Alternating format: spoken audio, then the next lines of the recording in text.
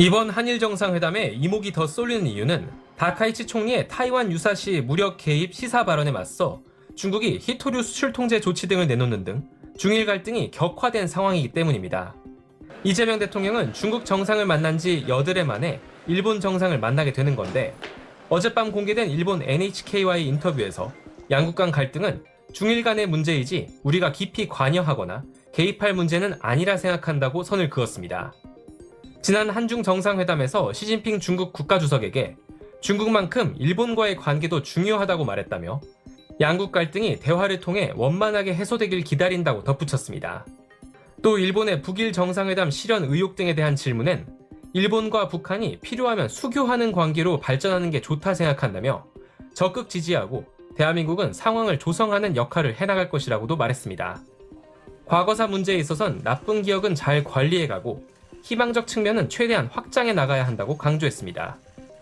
K-팝 그룹의 일본 국적 가수가 다수 활동하는 걸 한일 협력의 바람직한 사례라고 예를 들며 오해와 갈등을 최소화하며 미래지향적 협력 관계로 나아가자고 제안했습니다.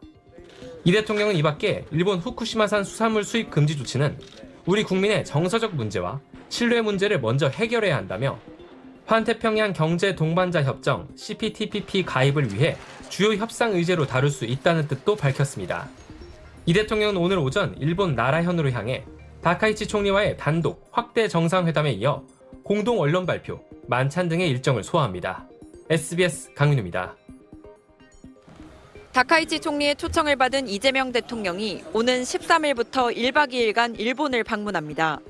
13일엔 수도 도쿄가 아닌 다카이치 총리의 고향인 나라현에서 한일 정상회담이 열릴 예정입니다. 작년에 경주 에이펙에서 다음에 셔틀 외교는 총리의 고향인 나라에서 열어보는 게 어떠냐는 이야기가 있었습니다.